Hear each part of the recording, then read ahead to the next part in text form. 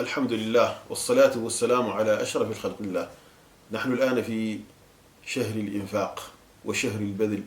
النبي صلى الله عليه وسلم هو أكرم الناس وأكثر الناس عطاء، ولكنه إذا دخل هذا الشهر وتدارس القرآن مع جبريل عليه الصلاة والسلام يكون أجود بالعطاء من الريح المرسلة. الريح، انظروا هذا المثال العظيم، الريح لا تفتح لها ثقبا إلا دخلته، كذلك يكون عطاء النبي صلى الله عليه وسلم.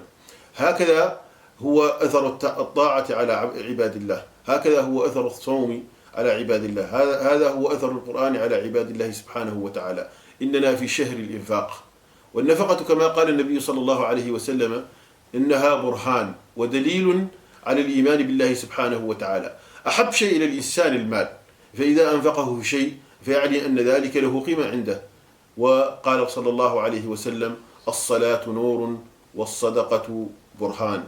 والله سبحانه وتعالى يخبرنا أننا لن ننال البر وتلك الدرجات العلى التي نريد في الجنة إلا إذا أنفقنا مما نحب.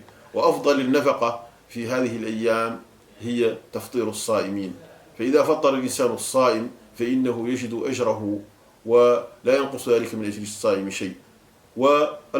تفطير الصائم سهل، حتى لو أنك تأخذ تمرات معهم شيء من الماء البارد فتقدمه وتعطيه لابنك فيذهب به إلى الشارع فيقدمه للمارة الذين لم يصلوا إلى أهلهم فيفطرون به، فتجد الأجر وتجد الثواب عند الله سبحانه وتعالى. أسأل الله أن يتقبل منا ومنكم.